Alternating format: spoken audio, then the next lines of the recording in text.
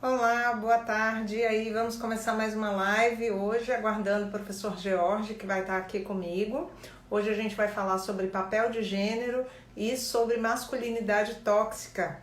E aí, espero as perguntas de vocês, participação, né? Esse tema é interessante. A gente está vivendo um momento de quarentena e eu acho que mais importante do que nunca falar sobre esse tema, a questão de gênero, a questão de violência contra a mulher, a questão não só de violência contra a mulher, mas também de preconceito, tem estado muito presente no dia a dia das pessoas, na má convivência, né? Vários fatores aí que contribuem para que a gente deixe de entender o outro e deixe de entender os nossos papéis. E eu acho que o professor Jorge pode ajudar a gente a compreender isso, aguardando aí a entrada do professor Jorge para a gente bater esse papo. E aí eu queria ouvir as perguntas de vocês também. Quem quiser mandar pergunta, tá? Deixa eu chamar aqui o professor George.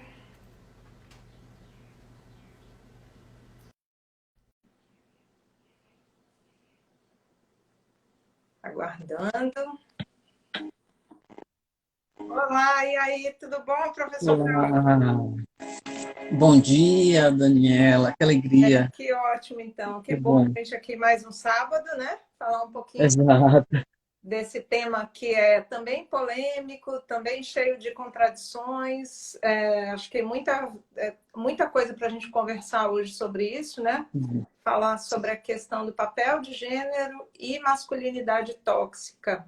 Eu sim, considero que para esse momento que a gente está vivendo, de isolamento, as pessoas convivendo mais em casa, sem poderem sair, muitas vezes sem poder, né, estar num espaço de convivência com outras pessoas, as relações elas vão trazendo à tona problemas que já existiam, mas que vão ficando mais consolidados, mais evidentes, né? E mais fortes.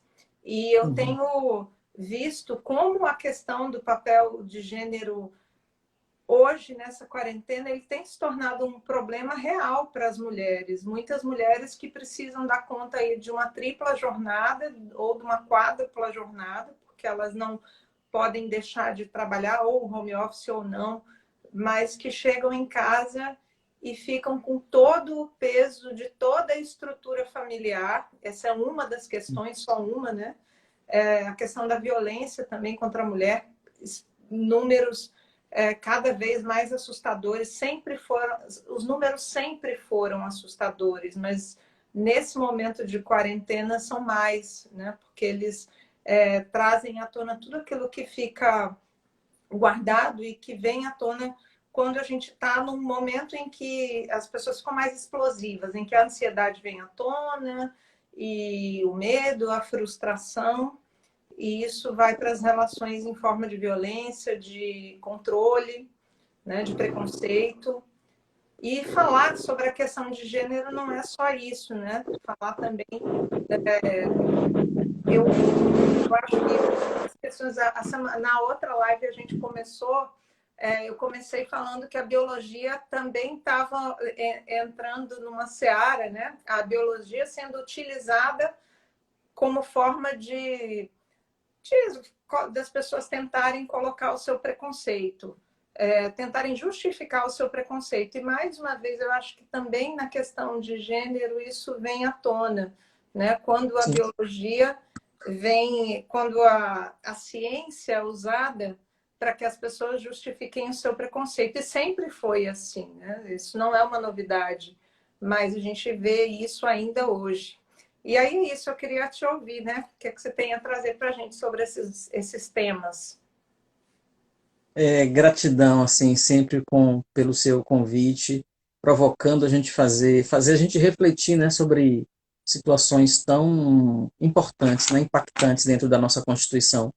Eu escrevi logo no começo desse processo de quarentena, um artigo que falava sobre a síndrome, né, da relação de hiperconvivência, né, dos conflitos de hiperconvivência.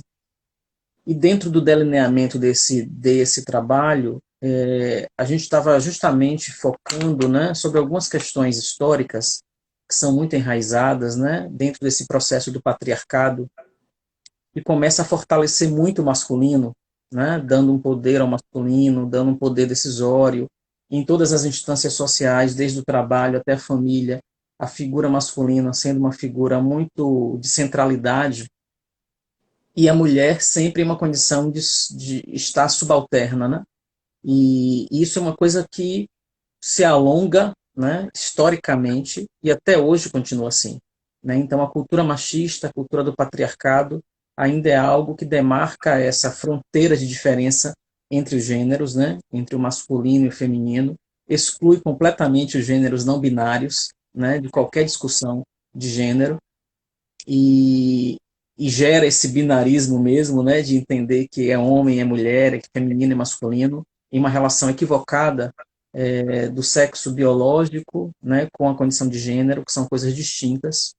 E isso gera, de certa forma, uma tensão muito desigual, né? Aonde, de fato, como você bem falou, Daniela, as mulheres, elas terminam, né, se sobrecarregando. Elas se sobrecarregam biologicamente pelo fato de virem com útero e com todos os seus ovócitos lá dentro, e de gestarem, né? Então, assim, dentro dessa condição binária, é realmente a mulher que vai gestar e, consequentemente, ela tem essa responsabilidade, né, de passar esses 9 meses com essa criança internamente, maternando esta criança. Depois ela vai nutrir a criança, né? E depois que ela, né, tem a construção de uma maternidade, ela começa a virar um grande sinalizador para essa criança, onde ela percebe febre, ela percebe dificuldade, ela percebe fome, ela percebe tristeza, e ela começa a monitorar muito mais, e o homem ele vai progressivamente ficando esquivado, né, dessa paternidade, né, porque ele não gestou, porque ele não pariu, porque ele não nutriu. Então são etapas muito significativas. E essas etapas tão significativas, elas são vivenciadas de uma maneira muito profunda pelo feminino. E o homem ele vai ficando cada vez mais de lado, e às vezes existe um reforço dentro de uma cultura machista dele não entrar realmente, né, nesse cuidado, nessa atenção, nessa sensibilidade. Então, quando a gente vai para um consultório de pediatria, a gente encontra na recepção um mar de mulheres levando seus filhos. Quando a gente vai para uma unidade de saúde para vacinar também, quem está levando para vacinar são as mulheres. Quando a gente vai para uma fila no domingo de um presídio, aonde, né, tem detentos ali dentro e recebem visitas, as pessoas que estão na fila são mulheres. Então são as mães, né, são as companheiras. Então essa coisa materna é algo muito forte, né, e faz com que, independente da situação, a mulher ela tende a aderir, a se filiar muito a essas demandas. E elas às vezes introjetam dentro do seu cotidiano todas essas demandas, pelo fato de gestarem, pelo fato de parirem, pelo fato de nutrir, ela vai dar conta de todas as funções da casa. Então, essa mulher que está saindo para conquistar a sua carreira, essa mulher que está trabalhando, essa mulher que está inovando, essa mulher que está voltando para casa e passando o pano em casa e arrumando, né? E chegando cheia de sacola de supermercado para justamente já arrumar algumas coisas, deixar pré-pronta, porque ela sabe que o dia seguinte vai ser um dia sobrecarregado. Então ela já vai também adiantando o lado dela, né? É essa mulher que vai para as festas de aniversário, que vai para as lojas de aniversário, é que vai produzir a festa, é que vai fazer os mimos para as crianças. E quando a gente vai ver, né, biologicamente essa história, tinha um ovócito e um espermatozoide. E tinha uma carga genética de 50 a 50%.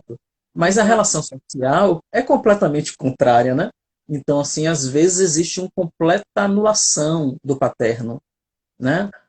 Se a gente fala de uma criança que ela é especial, que tem alguma necessidade especial de aprendizado, se essa criança ela tem alguma demanda, né, que saia da dita normalidade, O que a aí a gente gente tem vai visto ter. muito com as crianças hoje com microcefalia, né? Quem acompanha as mães que têm crianças com microcefalia é um retrato bastante forte dessa realidade que você está falando. Elas são as mães, né? Perfeito. Você pouco vê, não se fala os pais das crianças com microcefalia. É como se essas crianças tivessem só mães. Mesmo nos espaços médicos, nos espaços de saúde, a preocupação é as mães das crianças com microcefalia, como se essas crianças tivessem vindo ao mundo só a partir daquela construção com a maternidade. Esse panorama, ele é simplesmente uma visualização de como a sociedade ela é construída, né? E como esse tema ele é velado, né? Então, muita gente duvida que exista uma desigualdade de gênero, né? Porque não consegue enxergar. Na verdade, é muito fácil enxergar, né? Então, a gente está traçando aí alguns panoramas que já dá para a gente perceber de fato que existe uma desigualdade de gênero.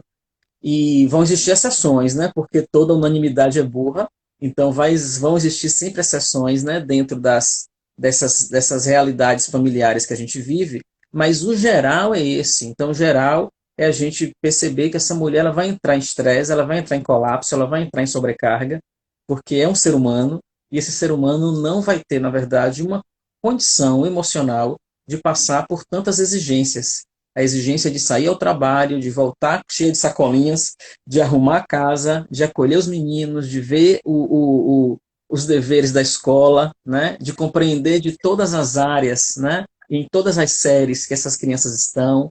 Então é uma sobrecarga grande, né? Que essa pessoa ela vai passar e de fato ela vai entrar em colapso, né? Então ela vai estar se endereçando para um processo depressivo, para um processo ansiogênico, para um processo de menor valia.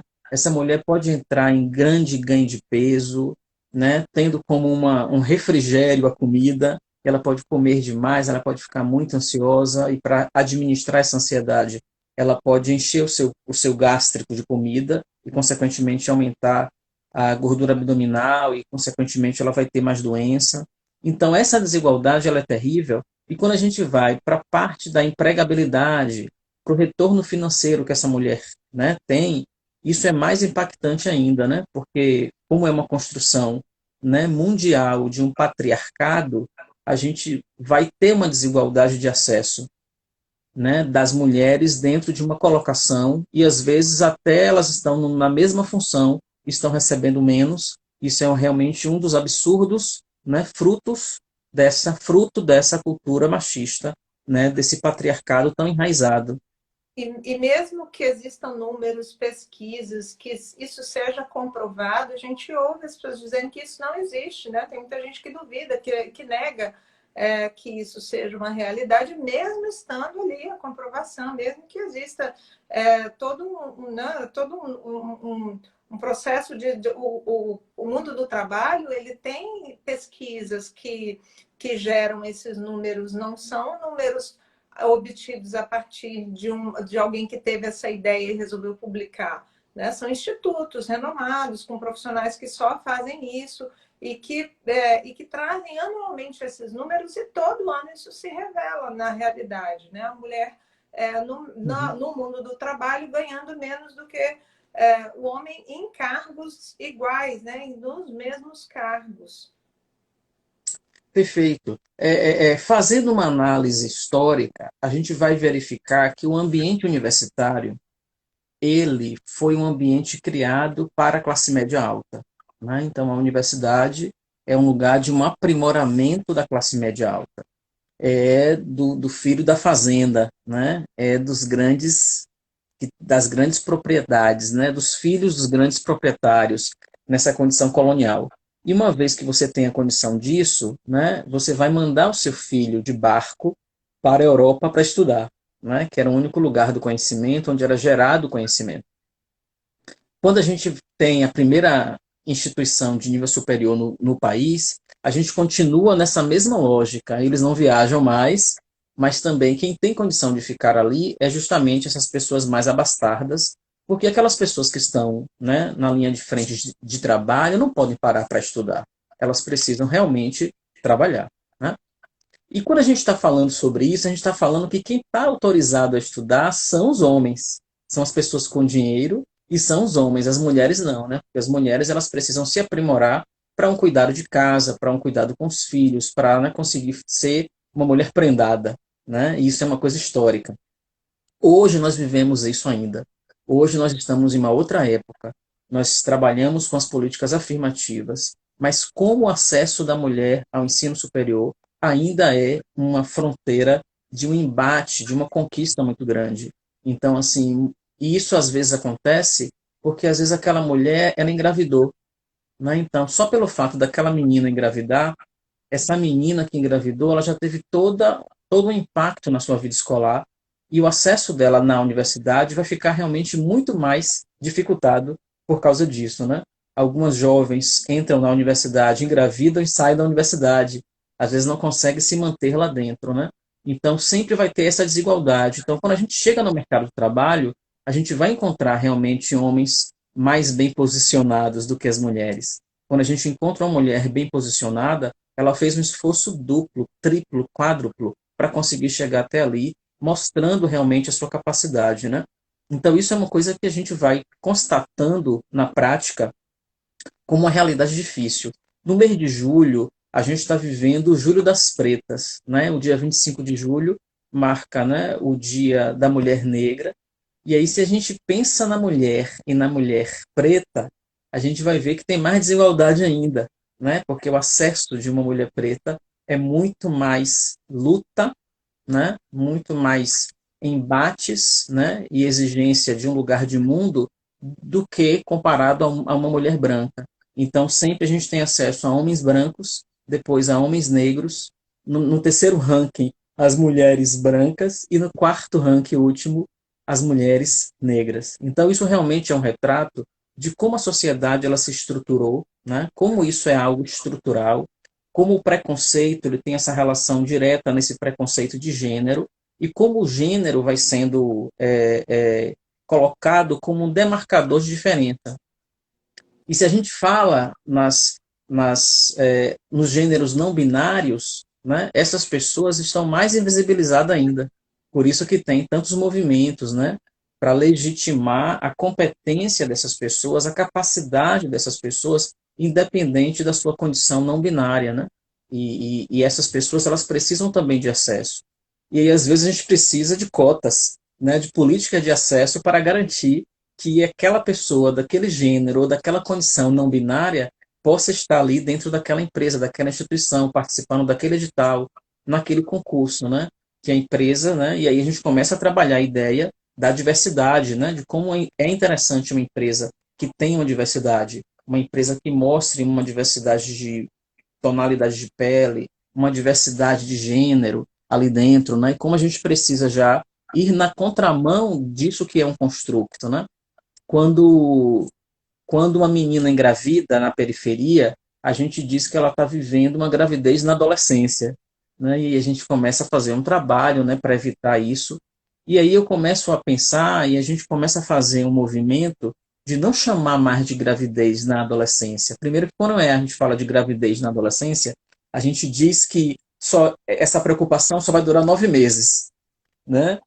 Porque a gravidez ela tem uma etapa de 9 meses e vai acabar. Então a gente fala de paternidade e maternidade na adolescência, né? Primeiramente paternidade para dizer que esse menino, né, esse jovem, esse homem precisa estar implicado no nascimento desta criança. E essa menina, ela não está apenas grávida, ela está vivendo uma maternidade. E a maternidade é uma eternidade. Então, algumas coisas mudarão na vida desse casal, né? Dessas duas pessoas. E que não pode ter apenas um tempo de uma gravidez. Tem um desdobrar aí depois da gravidez que vai precisar de muita atenção. E aí a gente já vê que na própria nomenclatura biomédica já tem uma diferença de gênero. É gravidez na adolescência, em nenhum momento se refere ao gênero masculino, né? Então ele está isento de qualquer responsabilidade. E hoje a gente já pensa em fazer o pré-natal paterno, para justamente ir quebrando esses condicionamentos de que essa maternidade ela é uma exclusividade das mulheres. O Então, que, no fundo, né, ajuda muito a reduzir o processo da questão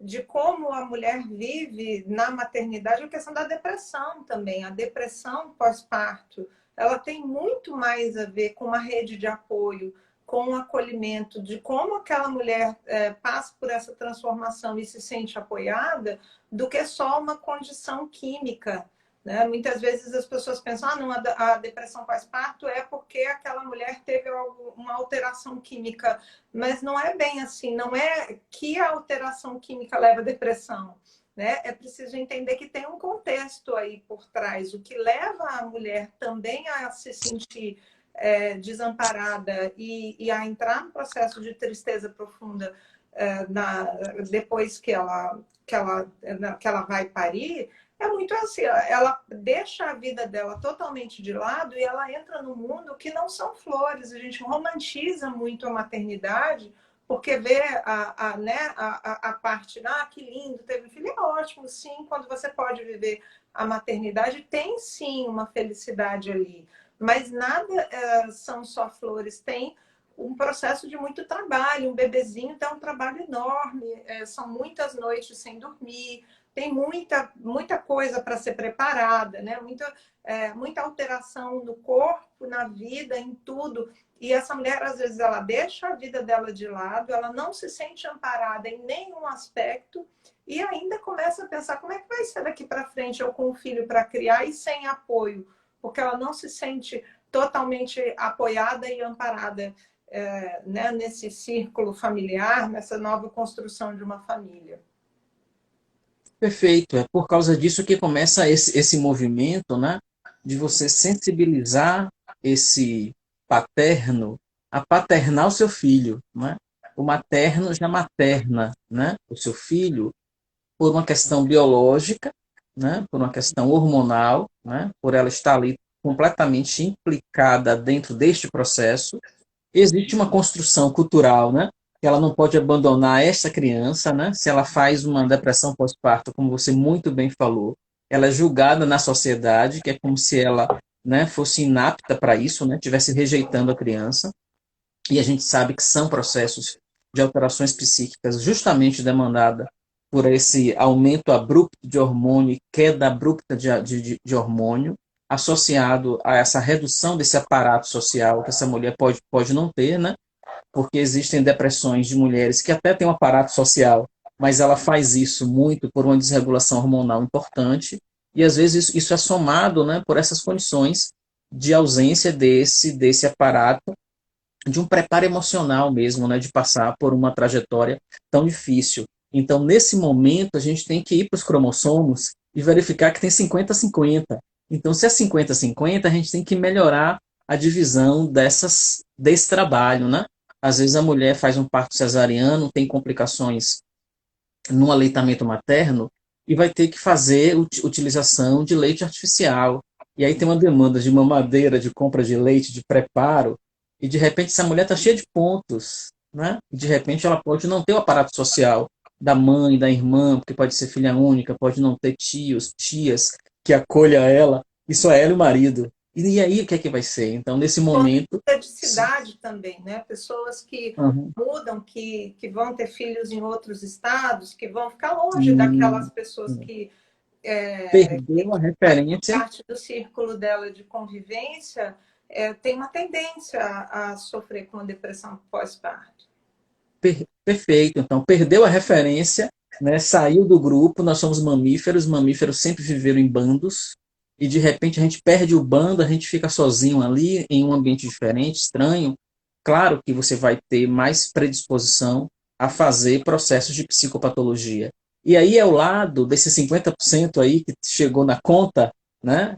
Que precisa realmente chegar, né? Então, a gente pensa no pré-natal paterno justamente para que essa inabilidade construída do banho, do cuidado, de pegar no menino, torne-se uma habilidade e, consequentemente, essa pessoa se filie à questão do seu filho e, consequentemente, dê uma força, e essa mulher ela vai ficar um pouco mais tranquila e amparada justamente por ele. Então, é um movimento que a gente já está conseguindo viver em algumas famílias, mas em muitas famílias não. Em muitas famílias, o enraizamento do patriarcado e de uma responsabilidade exclusiva do feminino ainda é a tônica, né? E isso faz com que a gente tenha esses conflitos que vai, de certa forma, disparar nessa síndrome de hiperconvivência, né? Porque as tarefas da casa, elas são de responsabilidade de todos que vivem na casa. E de repente, nessa pandemia, né, como você iniciou a live, é o momento em que a gente está mais em casa, era uma coisa só de 30 dias de quarentena, e aí esses 30 dias já viraram cento e não sei quantos dias, e a gente poderá ficar até o final do ano, até dezembro, e aí a gente está utilizando, mas a casa está ficando ali, e essas atividades, elas não são partilhadas. E essa mulher, às vezes, está assumindo esse trabalho inteiro dentro de casa, sem sair para o seu trabalho. O seu trabalho está dentro da casa dela. Então, isso realmente está gerando essas síndromes de hiperconvivência, de conflitos de hiperconvivência. Isso vai deflagrar separações, e já está deflagrando, né? Sim. E às Ah, vezes violência, né? Às vezes violência. Assim, 37% das mulheres já tiveram alguma história de ter vivido algum tipo de violência no país. Então, assim, é eu um dado muito, muito sério, né, Dani? Assim, como é sério isso, como esses conflitos de hiperconvivência, na dependência de como esse casal se construiu ali dentro, como isso pode deflagrar um evento de uma violência psicológica, verbal, física, indo até a uma condição de feminicídio, né? E como está acontecendo, né? Que você muito bem falou e trouxe para a gente isso, como está acontecendo esses números horrorosos de feminicídio, né? E de violência como um todo, né? De toda a natureza, em todo grau de violência, e que isso, na verdade, é fruto justamente desse machismo que é enraizado dentro dessa sociedade do patriarcado.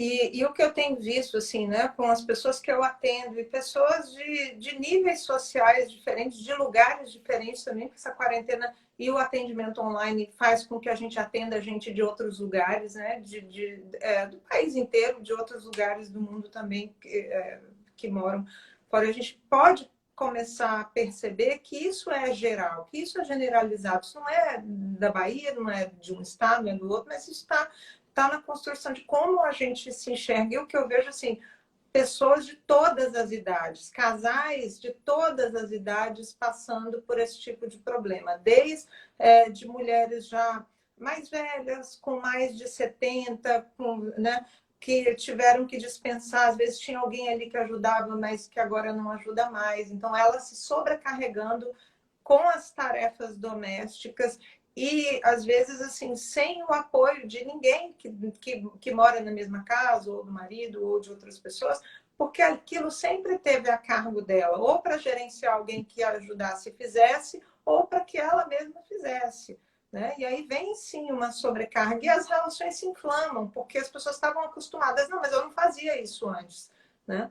E aí, em relação, mesmo até com as crianças e com os adolescentes, também esse processo, como uma questão que você trouxe da questão, né, de como o ambiente acadêmico foi pensado para o homem, é como se assim, tivesse uma redoma, ele não está estudando, então não precisa participar de nada, né, das tarefas domésticas, porque o estudo do homem é resguardado, é um espaço como se fosse assim, um espaço sagrado. É o espaço do homem que ele tem para estudar e ele pode ter aquele tempo disponível. E a mulher nem sempre tem essa mesma regalia, né? Como se assim os afazeres domésticos fossem mesmo, se não é mulher, então tem que fazer tudo dentro de casa. E além da questão de ter que fazer os afazeres de casa, a liberdade não é a mesma. A liberdade não é a mesma em horário, não é a mesma do ponto de vista, né, de diversão. Então, é uma construção que priva as mulheres da alegria, da diversão, da liberdade, como se isso fosse só coisa de homem, né? E os homens vão aprendendo também, ainda hoje, desde muito cedo, o que é de homem e o que é de mulher.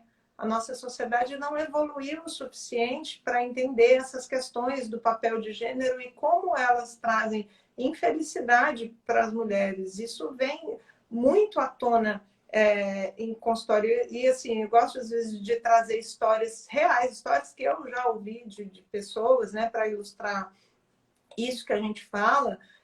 E eu tenho uma pessoa uma paciente que eu atendi por bastante tempo, E assim, logo na primeira sessão, ela começou a contar a história que ela, muito pequena ainda, com 4 para 5 anos, era de uma família, né, bem humilde, e ela disse que foi com a mãe, né, na casa da mãe, ela foi com a mãe ela era lavadeira, e foi para casa de uma família para ficar ali.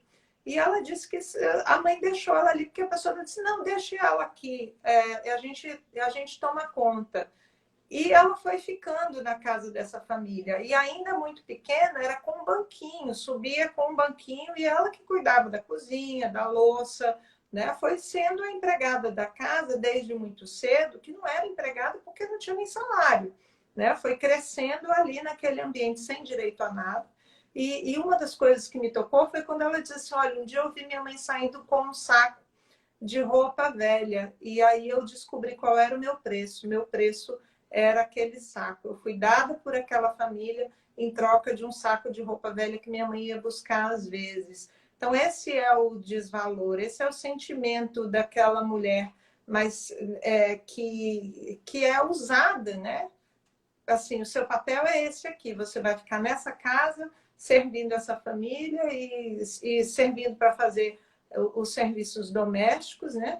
E ela teve a felicidade de conseguir estudar e de conseguir se formar e de ter uma boa profissão, mas assim, com todas as dificuldades que são geradas por quem não tem a mesma condição de estudar, né, do que aquele que não é colocado nesse papel. Perfeito. Todas as vezes que a gente vive experiências muito traumáticas como essa, né, que você fala, que vai dando um asco, um nojo, uma raiva, né, uma tristeza profunda na gente, de verificar que essa é uma realidade de tantas pessoas, né, tantas pessoas viveram essas iniquidades sociais, né, e precisaram se submeter a tantas coisas difíceis.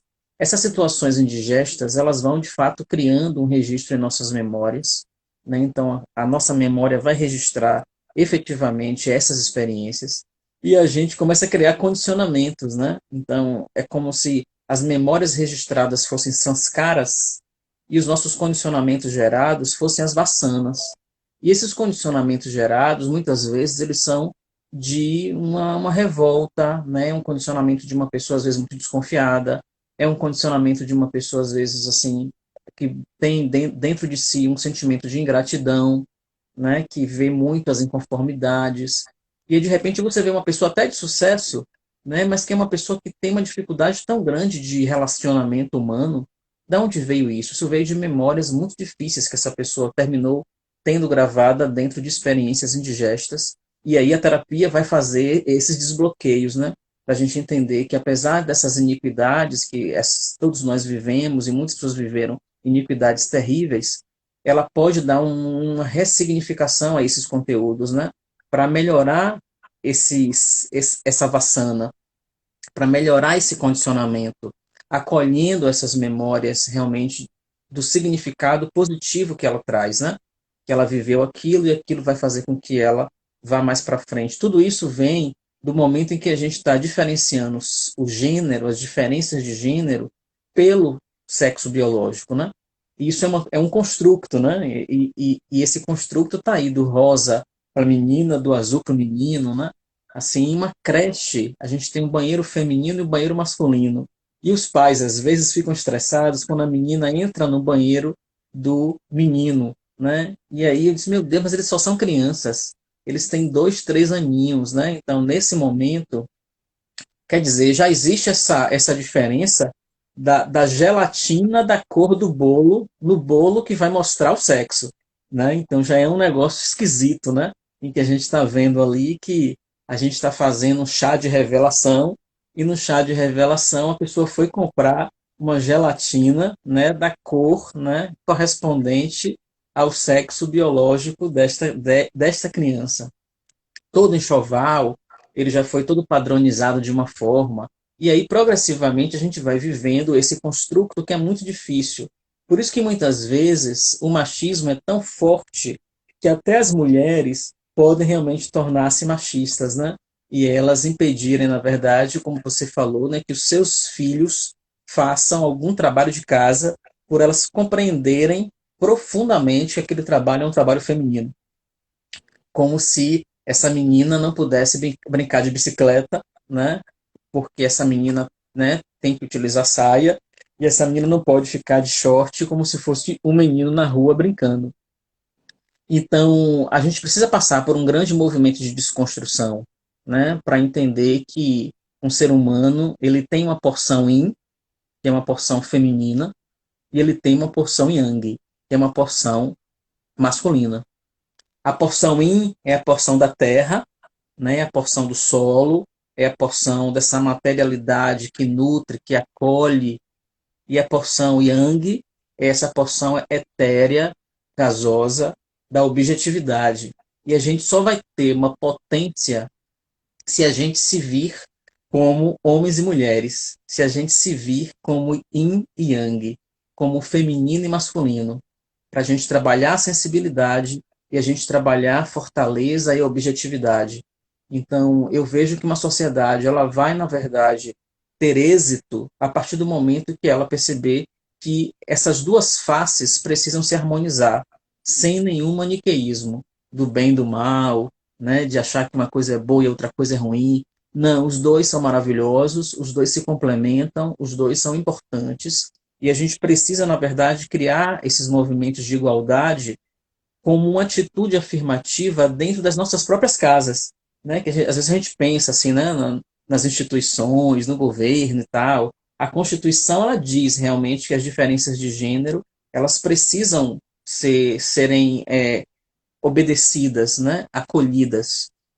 Mas a gente precisa ter uma atitude afirmativa dentro das nossas próprias residências, a partir do momento em que a gente não vai diferir tarefas e vai colorir mais o nosso guarda-roupa e não vai permitir mais, né, essas padronizações de construtos culturais, né, de dizer que rosa é de um, que azul é do outro, de dizer que essa tarefa é de um, que essa tarefa é do outro, que essa fala é de um, que essa fala é do outro. Não. A fala, né, as cores, as tarefas, elas podem ser de quem quer que seja, né? E a gente precisa quebrar essa limitação de olhar apenas como, de uma forma muito maniqueísta, olhar só para um lado, excluindo o outro lado. Isso a gente perde muito, então essa sociedade ela está assim justamente por isso. De repente a gente precisaria do governo de um pouco de sensibilidade feminina, né, para proteger os povos originários da Amazônia, e de repente a gente tem ali, né, uma masculinidade muito tóxica que vai assim comprometendo a população, gerando genocídio, né, gerando situações muito difíceis a partir do momento em que se libera uma verba para as empresas e quando a empresa vai requisitar não consegue, a partir do momento em que se libera um auxílio emergencial para as pessoas e quando as pessoas vão, né, requisitar não consegue, fica 1.5 milhão de pessoas ali aguardando em uma fila, né? Então, às vezes, assim, está faltando uma sensibilidade, né, para que de fato você consiga, né, se apropriar do feminino para isso, né? Então, o feminino é muito poderoso e a gente precisa utilizar o poder do feminino de uma maneira ampla, né? Então, eu vejo que a gente, às vezes, tem muitos prejuízos justamente por esse movimento separatista de gênero e não vai se apropriando dele ou vai satanizando um lado. Não, pelo contrário, a gente precisa trazer os dois lados para que eles entrem em comunhão e a gente comece a fazer isso dentro dos processos educativos intrafamiliares. Então, assim, é impensável que assim uma criança já tenha um perfil machista pequenininho aos 4 anos. Eu disse, não, ele aprendeu a ser machista. E quem foram os professores? Ah, foi o pai e a mãe. Essa sociedade onde esse menino emergiu, jogou para ele esse aprendizado equivocado. Isso em 2020. Ele nasceu ali em 96, né? Então, tem coisas que estão 2016, esquisitas é ainda. 2016. 2016. Ele nasceu em 2016 e é 2020, então tem 4 anos esse negócio que tá gerando esse distúrbio nele. E no futuro, como é que vai ser? Então vai ser mais esse menino andando à frente, puxando a namorada? Pois Será que vai é, ser. ouvindo isso, né? Coisa de mulherzinha, porque isso ainda É, está muito vivo dentro sim. das famílias. O ambiente às vezes o ambiente mais tóxico que a gente vive é o ambiente familiar. As relações mais tóxicas, elas se estabelecem na proximidade, são aquelas que estão ali bem próximas. Aquelas pessoas que se amam, elas se permitem se machucar muito.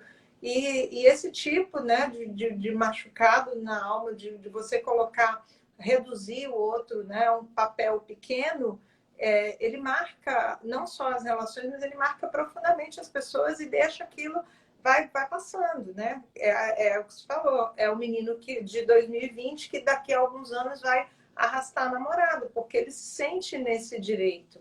Ele sente que esse é o papel do homem. Isso não faz mal só para a mulher, isso faz mal para o homem também. Quantos homens eu vejo com questões tão fortes em relação à sua masculinidade, e que a masculinidade não a masculinidade, ela tem muito a ver com o pertencimento. E cada vez que o homem, né, cada vez que o homem se permite se distanciar das suas relações familiares e ir criando núcleos e núcleos familiares, né? E deixando, não, teve um filho aqui, um outro ali, porque ele não se sente pertencente. Isso também traz para o homem uma perda da masculinidade dele. A identidade dele também vai se ferindo no meio desse processo, dessa perda. Essa perda de quem perde quando, né, existe um distanciamento e existe um processo de desigualdade, são todos perdem, porque o homem também fica com uma carga para ele nesse processo. É assim, venderam uma masculinidade falsa, viu? Então venderam uma masculinidade forte, potente, viril, capaz de resolver tudo, Que não né? pode chorar, que não pode. Que não pode chorar. E que é como se o homem não precisasse aceitar e assumir as suas emoções. E o peso disso, uma hora a conta chega quando você não acessa o seu campo emocional e a conta é cara, né? E aí tem que engolir, né? Então você vai engolindo uma série de coisas e você vai somatizando e você vai tendo muitos distúrbios, viu? Distúrbios na potência, distúrbios no estômago, distúrbios no coração. Então, por isso que a expectativa de vida feminina ainda é maior do que a masculina. O homem, né, ele termina se expondo muito mais a risco, porque ele disse que ele tem que ser forte, viril, capaz e dar um retorno, e ele termina se jogando muito. E nesse momento em que ele acelera muito, ele termina se fragilizando mais, e ele termina morrendo muito mais brevemente do que as mulheres. Então, o recado que a gente sempre dá é assim: proteja os seus homens, né? Traga os seus homens para a relação familiar. Assim, não permita que o seu filho, que o seu filho ou filhe, ele ou filha mantenha um comportamento binário. Assim, as tarefas elas são a gênero, né? As tarefas são de todas as pessoas, né? É muito importante que a gente convide as pessoas. Às vezes existe um distanciamento, né? Às vezes a pessoa não consegue nem viver sua paternidade porque se atribui tanto dentro da cabeça dessa mulher, né, socialmente falando, que a tarefa é dela, que ela não deixa que ele faça. E esse momento que ela acolhe sozinha, que ela fica no colo o tempo inteiro e ela não entrega, ela impede, na verdade, que ele viva essa paternidade. Então é importante deixar, né? É importante deixar, é importante dividir, é importante sempre pensar em 50 a 50%.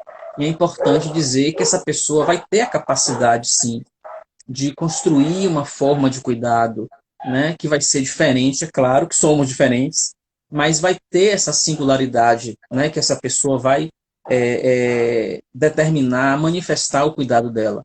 Então é muito importante que a gente também permita isso.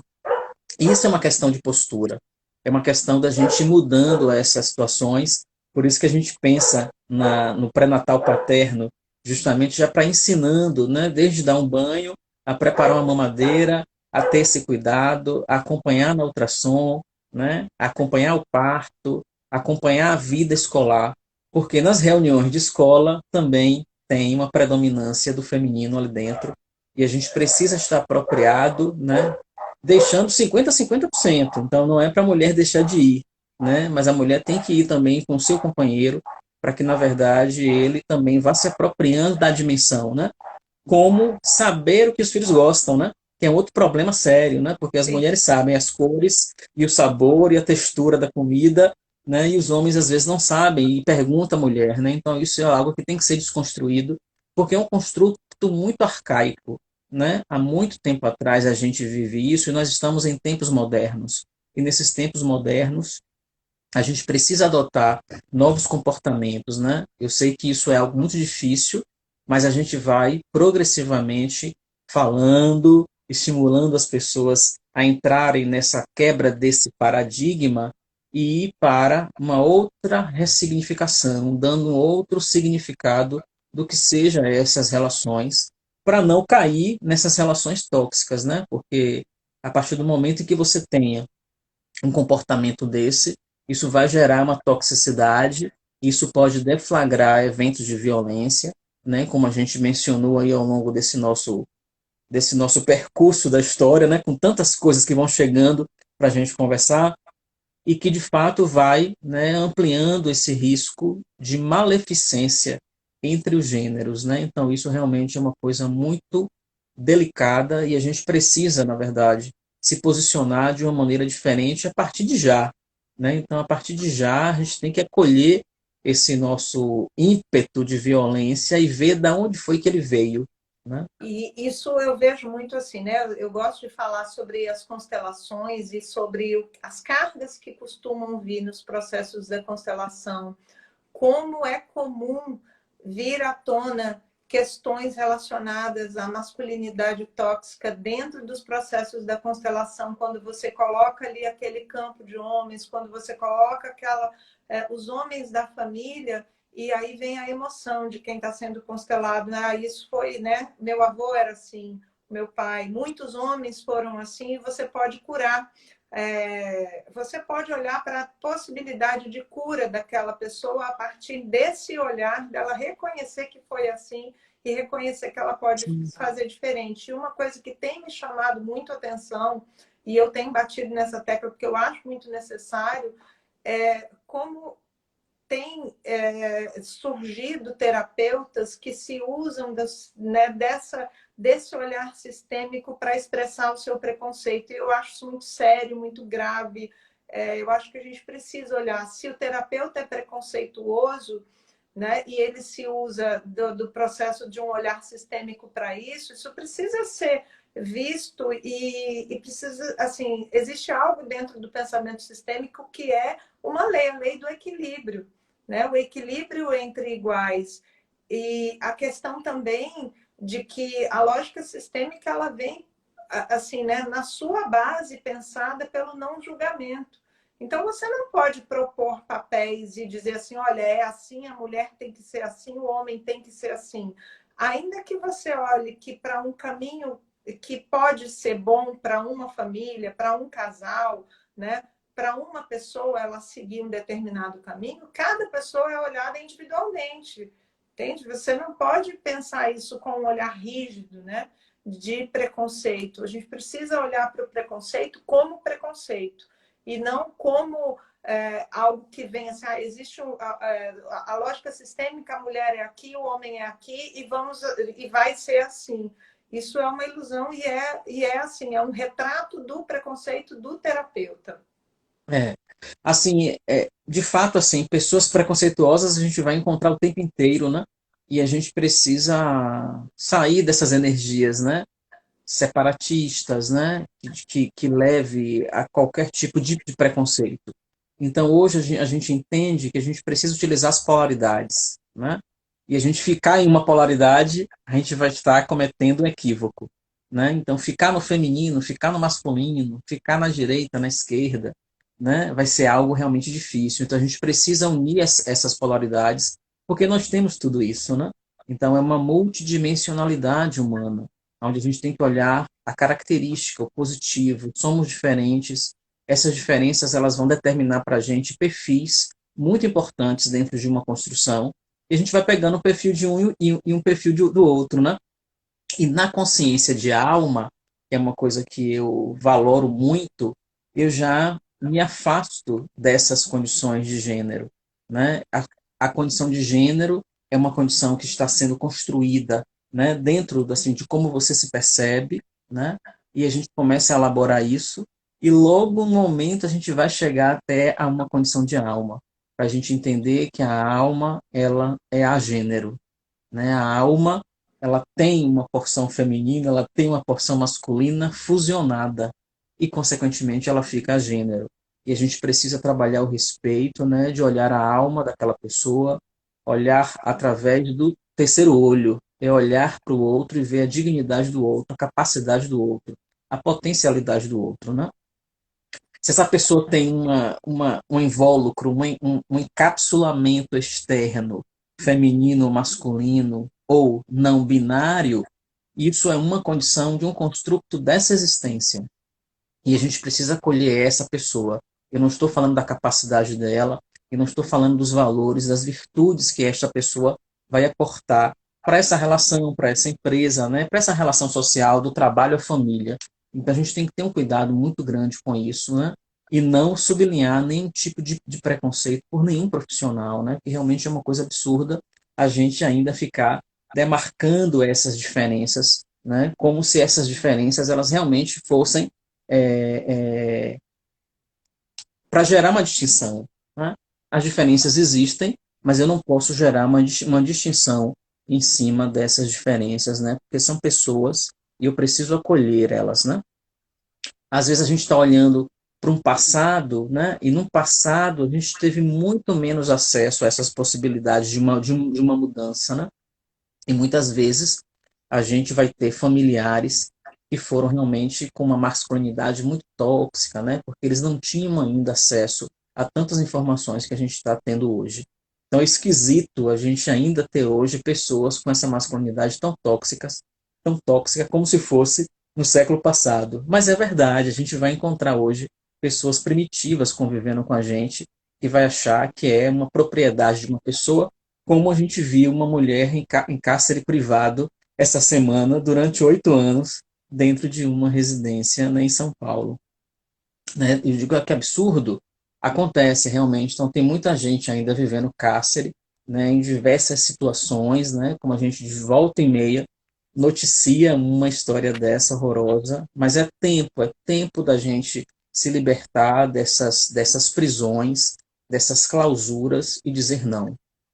Isso está muito mais presente do que o que a gente imagina, né? Aquela história que eu contei foi uma história, mas eu teria muitas para contar de relatos de mulheres que sofrem todo tipo de violência desde sempre, desde muito pequenas, sendo colocadas em papel de humilhação mesmo, papel de humilhação e subserviência, quase como uma escravidão que a gente vive hoje da mulher ainda existe, né?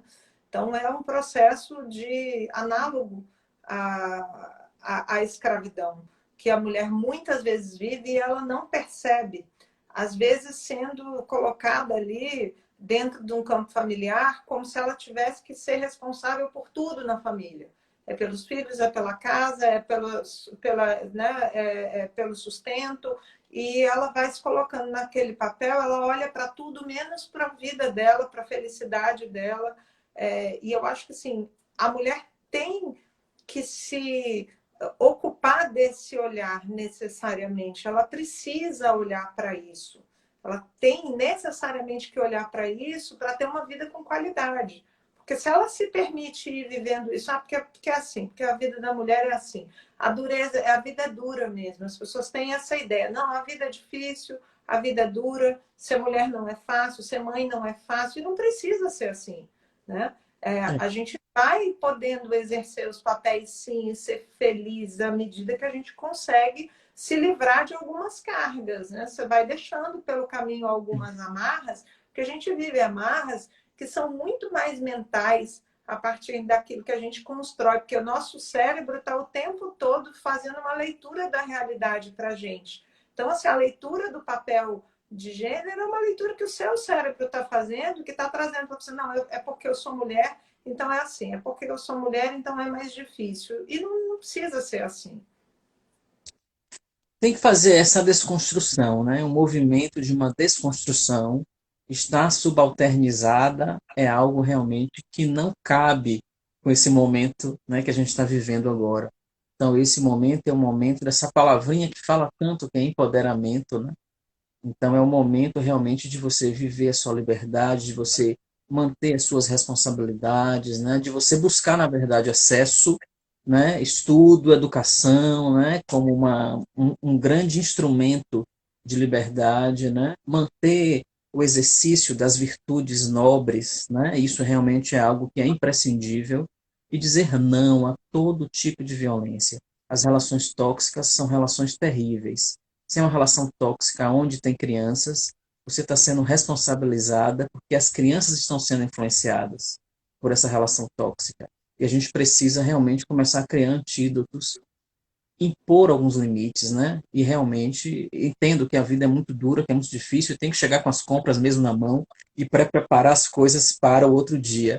Mas é tarefa de todos. Então, um dia você faz, um dia o seu companheiro vai fazer, e, consequentemente, vocês vão conseguir dar vazão à vida, né, de uma maneira, né, mais leve, mais tranquila, como você falou, Daniela, também, né, não precisa ter essa coisa, essa amarra, né, esse peso todo. Então, realmente, eu sei que isso, às vezes, é uma realidade de muitas pessoas, mas já passa a ser realidade de muitas pessoas se livrarem desses padrões limitantes, né, de um construto que foi do passado e que perdura até hoje com muito impacto. E eu sei que tem muito impacto, eu sei que é muito difícil a pessoa se livrar, né, de determinados hábitos, porque o ego não quer perder nada.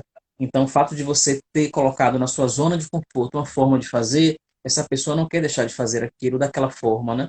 Mesmo que ela realmente ela fique em sobrecarga. Mas é sempre o momento de você, nesse momento de pandemia, no momento de quarentena, que você comece a refletir como é que está sendo a sua vida. O que é que você está fazendo por você? Será que você está conseguindo dividir, né? Veja que você tem 50% da responsabilidade, 50% do pai. E eu preciso, na verdade, criar essa isonomia, né? Então, isso vai ser mais equilibrado. Então, de repente, é um momento também para você começar a refletir se em algum setor você fez a conta errada. Você está utilizando um percentual mais do que o devido, né? Porque você precisa utilizar o seu 100% e o seu 100% é o seu 50%, né? A outra parte vai utilizar 100% dela, que é justamente 50%. Então, isso vai gerar uma complementariedade de uma maneira mais equilibrada, né? As relações com a fé e com a espiritualidade é algo muito poderoso para fazer com que a gente retome a consciência de qual é o nosso papel, o que a gente realmente precisa fazer, né? Perdendo as influências dessas memórias do passado, né? Não deixando que essas memórias elas fiquem tão no presente. E às vezes elas estão no presente porque foram memórias muito, muito fortes. Mas a gente tem que reelaborar, se livrar, se curar, para que a gente consiga seguir de uma maneira mais equilibrada, né? E a gente consiga, na verdade, né, dar essa aula, né, inspirar as pessoas a entender que essas relações de igualdade de gênero é uma conquista de uma sociedade que é moderna, de uma sociedade que se expandiu, né? Então a gente vai se expandir quando a gente começar a olhar em equilíbrio a importância do gênero feminino, do gênero masculino, né? E consequentemente das pessoas que não são binárias, né? Que precisam O realmente Face está avisando de aqui unidade. que a gente tem pouco tempo agora, então a gente vai, né, já se despedir do pessoal. Queria agradecer aqui o pessoal que participou, Juliana Almeida, André, o pessoal todo aqui, Tiane, que mandou mensagem, que a gente acabou conversando e não li, né, todas as mensagens, mas um beijo para vocês, Ju, falando aqui que é isso mesmo, né? Que o olhar sistêmico não segue padrões, exatamente. É bem uma das coisas que a gente falou aqui no nosso contexto. Eu queria te agradecer, Jorge, por tudo, né? Por essa aula e por ter trazido esse tema que eu considero super importante para esse momento em que a gente está vivendo nesse isolamento e que isso tem vindo muito à tona, a questão de como os papéis de gênero e a masculinidade tóxica têm ferido as relações e continuam, assim, né? Esse é um tema que continua cada vez mais necessário para a gente debater, discutir, ter um olhar, algo para as pessoas repensarem. Você falou de empoderamento, e empoderamento é autorresponsabilidade, né? Então é preciso ter essa autorresponsabilidade. A gente vai ter que. Gratidão, gratidão. Até breve. Tchau, tchau.